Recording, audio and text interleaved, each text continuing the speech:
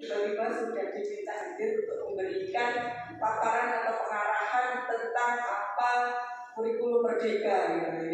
Jadi ketika kami baru saja mau mencari tahu, ternyata sudah diminta untuk, karena mungkin responnya sangat antusias ya teman-teman, pengen sekali segera mengimplementasikan kurikulum merdeka itu. Jadi kami akhirnya juga bergerak lebih cepat karena respon positif teman-teman itu kami harapkan bisa segera nanti diimplementasikan. Akhirnya di tanggal 7, 8, 9, 14, 15, 16, 17 kemarin kita menghadirkan yang pertama adalah Bapak Ibu pengawas SD SMP seluruh pengawasnya lebih intensif karena nanti harapan kami yang mendampingi Bapak Ibu atau satuan pendidikan melaksanakan mengimplementasikan kurikulum merdeka ini nanti adalah Bapak Ibu pengawas.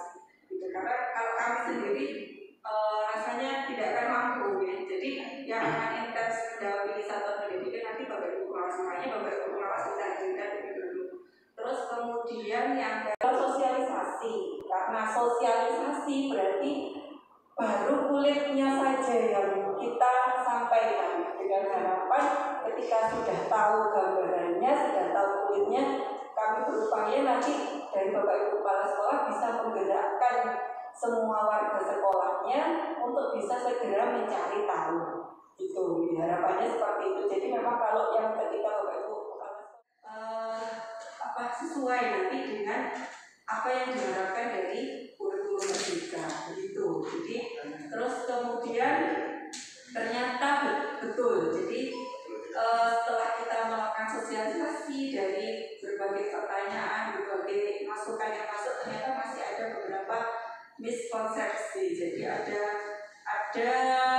apa ya istilahnya, ada hal yang mungkin kurang pas atau kurang sesuai yang sudah launching kurikulum merdeka ini kan harapannya adalah sejalan dengan program yang sudah dijalankan sebelumnya oleh Mas Nadiem ya, Bapak Menteri Pendidikan kita, kaitannya dengan program Merdeka Belajar. Kemudian diperparah lagi dengan masa pandemi ini muncul close learning. Jadi sebenarnya kalau dari studi ini ini ya Bapak ya. Jadi kami hanya menyampaikan apa yang kami dapat ya. Jadi dari studi atau dari penelitian ternyata close learning itu bukan hanya karena dari pandemi saja, tapi sebenarnya sudah lama terjadi, kemudian diperparah dengan pandemi. Jadi dibuktikan juga ketika anak-anak belajar dari rumah, ternyata ketika mungkin Bapak Ibu gurunya mengajar, entah itu lewat Zoom atau Google Meet, kadang anak-anaknya layarnya dimatikan, terus kemudian nggak tahu posisi siswanya di mana. Jadi ternyata kebiasaan-kebiasaan yang seperti itu tidak bisa ya. Ternyata kalau katanya dulu anak-anak itu ini aja sudah bisa belajar sendiri, ternyata tidak bisa, masih belum bisa seperti itu. Nah, itulah yang diharapkan dengan adanya kurikulum merdeka ini nanti bisa istilahnya memperbaiki kembali, mengejar kembali apa yang sudah tertinggal dari pendidikan yang selama ini berjalan di Indonesia. Jadi bukan hanya di wilayah kita saja, di pemerintah daerah kita saja. Jadi harapan pemerintah itu bisa seperti itu. Nah, kita diberi kesempatan kita masih diberi pilihan Bapak Ibu, karena biar sejalan juga programnya. Coba direfleksi dulu. Jadi yang diajak oleh pemerintah itu adalah mengajak kita untuk merefleksi dulu. Coba dilihat dulu dari apa pelaksanaan P5 ini sebenarnya kalau di kurikulum merdeka secara strukturnya itu wajib, namun berkolaborasi antar label. Nah ini yang kemarin banyak pertanyaan juga dari teman-teman kabupaten kota yang lain. Kalau yang wajib ya, kalau yang wajib melaksanakan yang proyek, kalau proyek itu pasti kan ada mulai dari direncanakan, terus kemudian nanti prosesnya, pengawasan kemasannya, hasil atau produknya, sampai laporannya. Kalau closing memang masih wajib seperti itu. Tapi kalau yang masih kita harapkan diberikan rasa-rasa itu nanti mungkin tidak akan sampai sedalam dan sedetil bagi sekolah yang sudah melaksanakan kurikulum merdeka. Jadi kurang lebih gambarannya seperti itu. Nah, mungkin ada masukan dari Bapak Ibu sekalian dari tim RMP. Jadi kami sangat butuh masukan dari Bapak Ibu sekalian, utamanya tim MPMP yang ada di langsung ada di lapangan ini, tahu betul pelaksanaan kegiatan apa saja yang bisa mendukung nanti program-program tercapaian program-program tersebut. Gitu, mungkin monggo ada masukan, silakan Bapak Ibu, teman-teman MPMP, atau mungkin sebelum ada gambaran yang lebih baik. Gimana Bapak? Siap, monggo Pak. Saya berkaitan dengan wacana akan adanya menu baru di bidang pendidikan. Ini sedikit evaluasi Bu Ika berkaitan dengan mapel bahasa Jawa atau bahasa daerah. Itu waktu pemberlakuan awal kurikulum 2013 itu dulu dari mapel selain bahasa Jawa itu ada pendampingan. Nah, untuk bahasa Jawa dulu itu akhirnya istilahnya pitik itu ceker sendiri untuk melaksanakan pendampingan dengan mandiri dan lain sebagainya. Mohon nanti Bu Ika seandainya itu memang sudah mencapai tahapan istilahnya pendampingan atau apa berkaitan dengan menu yang baru itu nanti tolong dari mapel bahasa Jawa itu biar ikut merasakan menu yang baru itu nanti, entah bagaimana kebijakan dari dinas. Karena jujur teman-teman dari bahasa Jawa itu kadang itu merasa kebingungan harus bagaimana dan melakukan apa, termasuk dari isi proyek dan lain sebagainya. Tadi disampaikan dari berbagai mapel dan apa nanti itu dari mapel bahasa Jawa juga bisa masuk seperti itu. Mohon penjelasannya atau bagaimana Bu Ika. Terima kasih. Jadi memang Pak yang miskonsepsi bukan hanya di kita aja, teman-teman kabupaten kota yang lain waktu kami ketemu di LPMP kemarin juga gitu. Proyek profil penguatan pelajaran Pancasila itu kan tulisnya PPKN aja, matematika apa ada kaitannya dengan itu, bahasa Indonesia apa ada, bahasa Indonesia apa lagi gitu. Padahal tidak seperti itu Bapak Ibu. Jadi di P5 itu harapannya memang kolaborasi antar semua mapel. Jadi insya Allah tidak akan memberatkan. CGP di sini saya tahu Pak Rahmat ada Pak Pagi.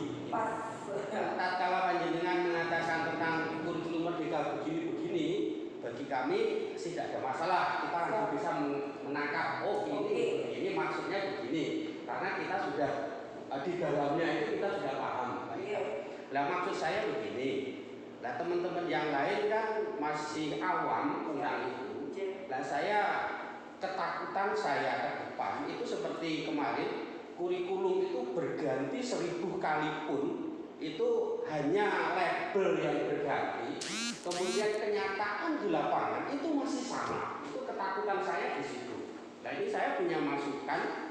Saya juga diskusi dengan Pak Pagi tadi, seandainya disetujui itu akan langkah lebih baiknya tatkala dinas atau MKKS misalnya itu memfasilitasi kami dari para pengurus ini, kebetulan nanti kan menjadi garda terdepan ya dalam pelaksanaan itu. Nanti dari kami itu dikumpulkan, kemudian nanti kita minimal menyamakan persepsi. Ini loh yang dimaksud kurikulum merdeka dan bagaimana kita aplikasinya untuk melaksanakan kegiatan kurikulum merdeka itu di lapangan. Sehingga nanti antara sekolah Mas Novi yang di kota dengan sekolah saya yang di pedesaan itu Jangan sampai seperti kemarin ganti kurikulum, ya itu saja. Yang disampaikan itu saja. Nah, sekarang mesti yang dihebohkan dengan ganti kurikulum itu pertama mesti angkut jantung kurikulum piye dan sebagainya. Itu menurut saya itu dasar sekali yang nggak perlu dipikir gitu. Yang kita pikir adalah bagaimana kita mengaplikasikan kurikulum ini. Kurikulum baik karena saya, Mas Bobi dan teman-teman kan memang harus ikut bertanggung jawab untuk istilahnya mengimbaskan seperti ini. Makanya nanti saya usul ini misalnya difasilitasi oleh Dipora. Nanti misalnya oke lah kita mengundang dari LTHB dan sebagainya. Kemudian dari pengurus ini loh kurikulum merdeka harus begini. Walaupun secara entah dan nanti matangnya misalnya saya, Mas Bobi dan teman-teman dari penggerak ini nanti bisa mensupport dari teman-teman sehingga pelaksanaan KM di kita nanti tidak hanya kulitnya tapi benar-benar masuk di dalam. Ini masukan dari saya, kalau mungkin bisa diterima. Jangan sampai nanti labelnya kurikulum merdeka tapi pelaksanaannya tetap aja KTSB. Terima kasih. Karena dari dulu itu guru pasti kolaborasi. Kelima itu sebenarnya sudah ada dari dulu juga. Cuma sekarang itu bagaimana kita menangkapnya, karena sekarang ada IKB sudah diganti dengan CP dan segala macam ya, sampean belajar dan segala macam. Jadi saya kira benar di Pak Agus dan teman-teman Pak Suko yang mau juga. Jadi intinya kita tuh membutuhkan pencerahan. Jadi supaya nanti kita mindset kita tuh benar semuanya jadi satu langkah ya di lapangan itu, supaya nanti tidak terjadi kesenjangan dalam implementasi di sekolah masing-masing. Benar, jadi di sini kemudian ada perhatian terpadu ya memang NGW itu yang mensosialisasi ke rekan-rekannya, karena itu yang paling real, paling logis ya di lapangan. Dan maksud saya dengan adanya pertemuan seperti ini, saya kira nanti mungkin lebih diperdalam lagi pemahaman kita terkait juga tentang pemenuhan jam itu mau nggak mau harus kita bahas juga, karena sekarang itu mulai ada keresahan Mbak Jujur, mau nggak mau pasti ada keresahan pasti terjadi, karena namanya kita juga tidak lupa dari sertifikasi kembali lagi ke satu pasti oke. Terus kemudian di luar konteks yang dibahas tadi itu ada segi sharing ya. Kemarin ketika kita di kurikulum 13 itu kita upload TK itu sebenarnya shock ya.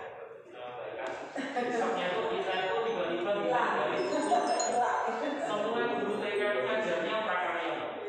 Semuanya prakarya. Jadi kita seolah kayak memang dibiarkan di lapangan itu terjadi kegelisahan yang tidak ada habisnya. Terus kemudian setelah itu kita akhirnya muncullah bimbingan. Bimbingan itu kita di Kabupaten Magetan itu memang sedikit beda dengan kabupaten lain. Jadi di kabupaten lain itu bimbingan itu tidak ada yang tidak masuk kelas, ada yang tidak ada ulangan. Kita dari awal dulu ketika Pak Pramus masih ketua itu kita berjuang bersama untuk gimana caranya ketika itu bisa sejajar dengan lain untuk kita jadi ikut ulangan, ada ujian yang lainnya. Akhirnya sekarang kita seperti saat ini kita duduk di sini itu juga karena perjuangan kita ya, karena dulu kita tidak bisa membangun US bersama karena kita jadi bimbingan. Kemudian dari situ ini aja di share ya. Juga berjuang dulu bagaimana bisa masuk ke situ Pak ya, ada sekarang gubernur dan saya kita juga sama. Akhirnya kita permen yang mau mobil ketika itu diakui tapi dengan jumlah jam. Jadi tidak, kita tuh ngajar bisa jam terpenuhi bukan karena kita jumlah jamnya kelas berapa kelas itu, tapi kita tuh 150 saat ini. Kemudian ketika ada kurikulum merdeka, itu kan masuk ke lagi informatika, tapi mungkin bagi kita di Magetan ini wajib kita bersyukur juga karena mulai dari 3 tahun yang lalu kita itu mengikuti kurikulum informatika. Jadi seluruh kabupaten Magetan di Magetan ada juga kurikulum kita itu meskipun bimbingan itu sudah masuk informatika. Jadi teman-teman tidak sok lagi ketika nanti kita masuk ke struktur lagi dan menjadi mapel yang sudah dicanangkan atau dijelaskan oleh Mbak tadi. Intinya saya kira pemerintah itu pasti punya solusi.